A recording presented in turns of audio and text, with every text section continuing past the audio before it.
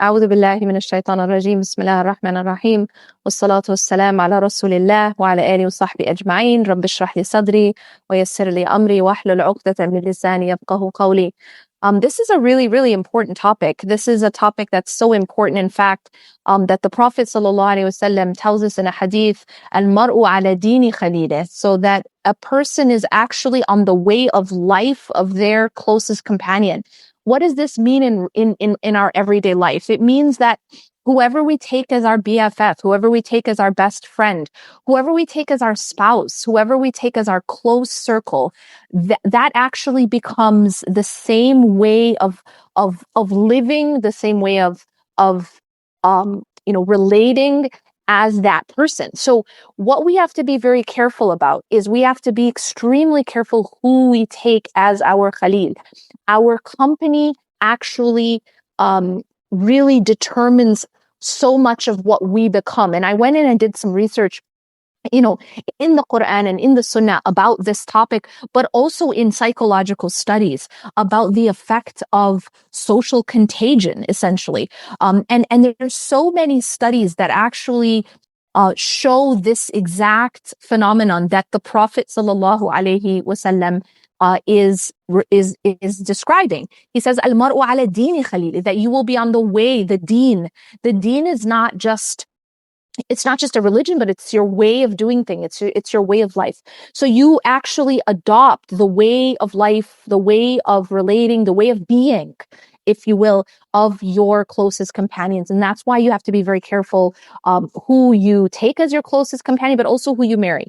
And now when we look at the studies on this, we find that there are studies that show that, for example, when someone has a close companion who engages in something like self-harm, that actually they find that the individual is more likely to engage in things like self-harm if their close companions engage in self-harm.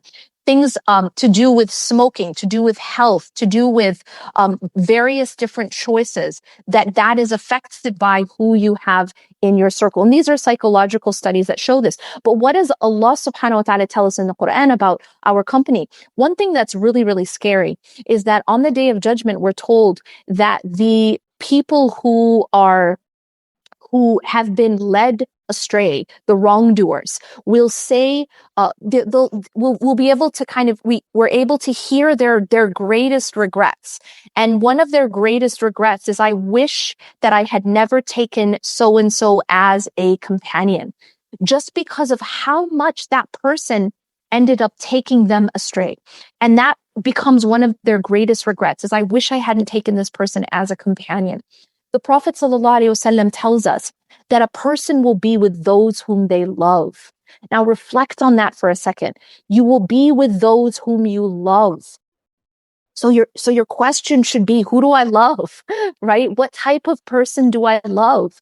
Is it a person who's going to take me up, or is it a person who's going to take me down? Because if I'm on the deen of that person, and then I will in the hereafter be with that person, then the question is, which direction am I going to be going? And this is both scary, but it is also very hopeful, because it also means that when we love the righteous, that inshallah we will be with them. And so this is why it's so, so important that we guard our hearts, we guard what we love most, but we also guard our environment, we guard our closest company, because that is the direction in which we move. The other part of this that I want to address quickly is the impact of our social circle. Now, as I said, it can go negatively, but it can also go very positively. So if we know the influence of someone. The Prophet ﷺ told us that the good companion versus the the good companion versus the bad companion is like the difference between entering a perfume shop and entering where a blacksmith is working. As you know, anytime you enter a perfume shop, even if you don't buy the perfume, you will come out smelling better, because you've been around the perfume and maybe you've sprayed the samples on your clothing. You get that smell. Similarly, if you're around smoke and a really bad smell. Imagine that you are in a place where everyone is smoking around you. Even if you don't smoke yourself, you come out smelling like the smoke.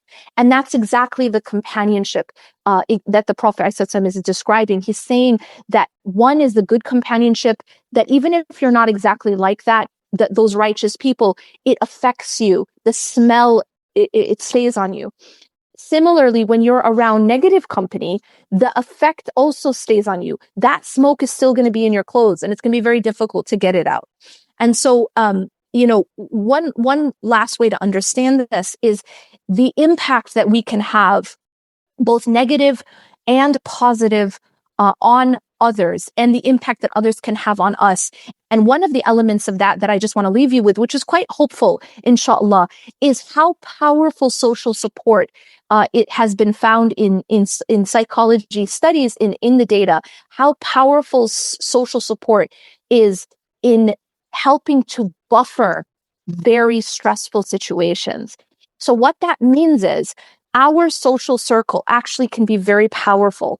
They can be very powerful to buffer really, really hard times. In fact, they found in studies that it can even help in terms of